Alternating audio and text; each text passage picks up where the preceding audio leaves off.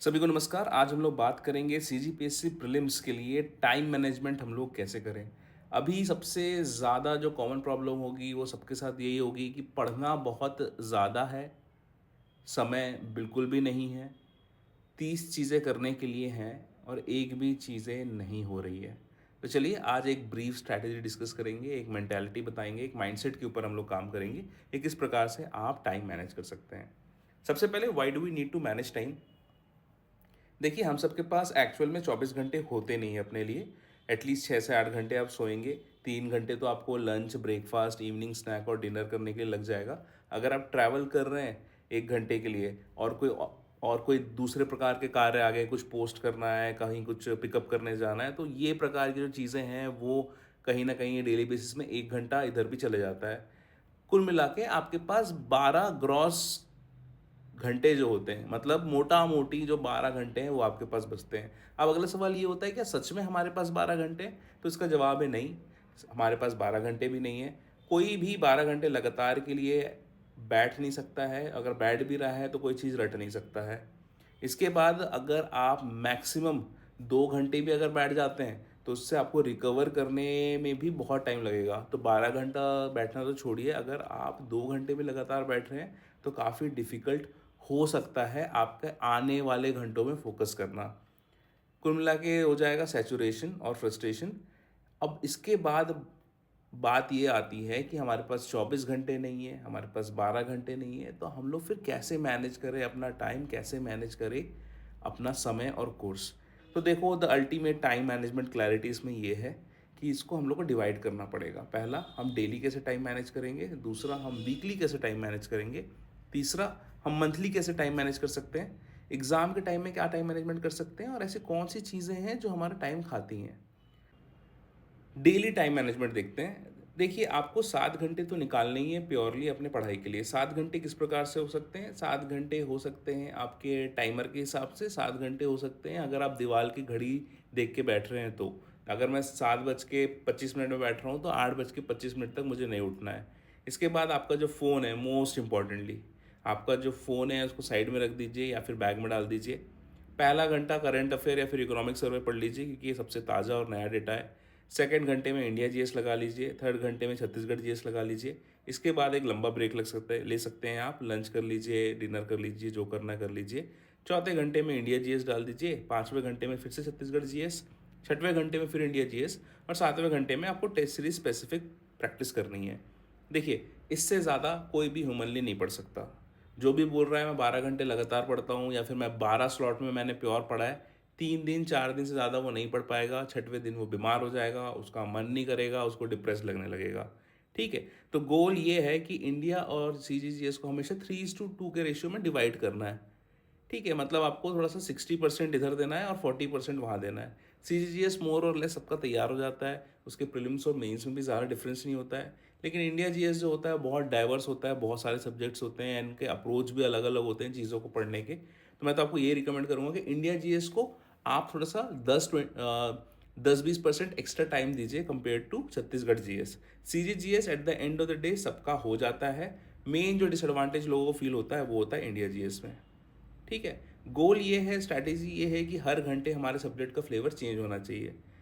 मैंने जो एक्सपीरियंस किया वो ये है कि अगर मैं 3 घंटा सी जी एस पढ़ता था तो बहुत बोर हो जाता था, बिल्कुल मन नहीं करता था पढ़ने का। लेकिन अगर मैं 1 घंटा इंडिया जी एस पढ़ूँ और 1 घंटा सी जी एस पढ़ूँ तो काफ़ी आसानी से चीज़ें हो जाती थी। जब भी आप सोने जाए दिन के एंड में हमेशा बोलिए कि क्या मैंने आज अपना 100% दिया है। अगर दिया है तो बड़े चैन से सोइए।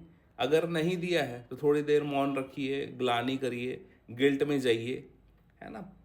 गौर करिए कि क्यों मैं नहीं दे पाया, ऐसी क्या चीज़ें थी मेरे पास। 7 घंटे 12 घंटे थे लेकिन मेरा आउटपुट निकल ही नहीं पाया 3 घंटे 4 घंटे का। तो इसके बारे में अपने आप से आप थोड़ा सा क्वेश्चन करिए एंड ऑफ डे में। वीकली आपको ऐसे टाइम मैनेज करना है कि जनवरी आ गया है, आपके पास ज़्यादा नहीं 5 हफ्ते हैं, तो आपको subject wise weekly goal set करने चाहिए। ये जो गोल्स हैं आपके टेस्ट सीरीज़ के राउंड हो सकते हैं और अपकमिंग एग्जामिनेशन के राउंड हो सकते हैं। जैसे एक गोल ये हो सकता है कि इस हफ्ते मैं इंडियन पॉलिटी और इन्वायरमेंट कंप्लीट करूंगा इंडिया जीएस में। सीजीजीएस में मैं आर्ट, ट्राइब, कल्चर और करंट अफेयर करूंगा। एंड जो पेपर्स मेरे को लगाने हैं एमपीपीएससी, यूपीपीएससी और यूपीएससी के एक एक पेपर मैं लगाऊंगा। ठीक है। मंथली आपका जो टाइम है है ना। मंथ को अगर हम डिवाइड करके देखें तो बेसिकली 5 महीने 5 हफ्ते बचे हुए हैं आपके पास। तो कहीं ना कहीं देखिए आपके पास पहले जो 15 डेज हैं इसमें आपको रिवीजन जो होना चाहिए सब्जेक्ट्स का वो हो जाना चाहिए। तो एक रफ टाइमलाइन के हिसाब से जैसे आज 1 जनवरी है तो 15 जनवरी तक आप कंप्लीट CGGS रिवाइज कर लीजिए। करंट अफेयर के जितने मैगजीन आए हैं जो आपने खरीद के रखे होंगे उनको कंप्लीट कर लीजिए। इकोनॉमिक सर्वे है तो वो भी कंप्लीट कर लीजिए। इंडिया GS पूरा या फिर इंडियन हिस्ट्री, या तो इंडियन हिस्ट्री आप पढ़ लो 15 दिन में, या तो पूरा इंडिया GS पॉलिटी हो गया, इकोनॉमी हो गया, ज्योग्राफी हो गया, इन्वायरमेंट हो गया, साइंस हो गया, इंटरनेशनल इंस्टीट्यूट्स हो गए, इनको आप पढ़ लीजिए। ठीक है। तो वही ये 15 दिन में लगभग एक साइकिल हो जाना चाहिए जिसमें आपका कंप्लीट CGGS, मतलब अगर रफली मैं बताऊं 15 जनवरी तक पूरा CGGS कंप्लीट हो जाना चाहिए, पूरा करंट अफेयर और इकोनॉमिक सर्वे कंप्लीट हो जाना चाहिए।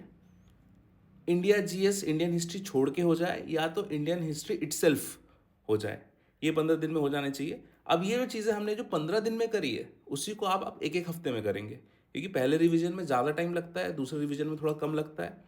ठीक है। तो आपको हर हफ्ते पूरा अपना सिलेबस कंप्लीट करना है। एंड जो लास्ट वीक होता है प्रीलिम्स के पहले उसमें तो जितना रिवीजन कर लो उतना कम है। जो एक स्टैंडर्ड है, एक बेंचमार्क है जो मेरे साथ होता था, वो ये है कि एटलीस्ट एक सब्जेक्ट तो डेली हो ही जाए।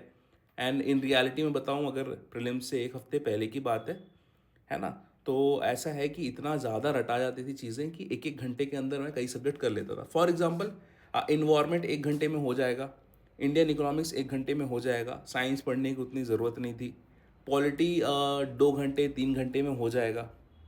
ठीक है। इंडियन ज्योग्राफी थोड़ा सा ज़्यादा टाइम लगता था तो लगभग 1 दिन लग जाएगा उसको करने में। एंड इंडियन हिस्ट्री भी 2-3 दिन में हो जाएगा, एंशियंट, मॉडर्न और मिडिवल करके। ठीक है। तो कुल मिला के मेरा लेवल इतना हो गया था कि इंडियन हिस्ट्री छोड़ के पूरा इंडिया GS लगभग 2 दिन के अंदर मैं रिवाइज कर सकता था। पूरा CGGS तो 1 दिन के अंदर ही मेरा रिवाइज हुआ था। ठीक है। तो मतलब एक दिन में आपका पूरा CGGS रिवाइज होना चाहिए, अगले दिन में इंडिया GS रिवाइज होना चाहिए, तीसरे दिन में इंडियन हिस्ट्री रिवाइज होना चाहिए। मतलब 3 दिन के अंदर आपका पूरा सिलेबस एक बार और रिवाइज होना चाहिए। ये साइकिल कैसे कैसे कम हो रहा है ध्यान देंगे। 15 दिन में हमने पहला राउंड किया, एक हफ्ता में दूसरा राउंड किया, 3 दिन में तीसरा राउंड किया। ठीक है। और उसके बाद फिर तो सब कुछ आंखों के सामने ही दिखने लगता है, तो उसमें फिर ज़्यादा परेशानी नहीं होती है। तो इस प्रकार से आप मैनेजमेंट करेंगे।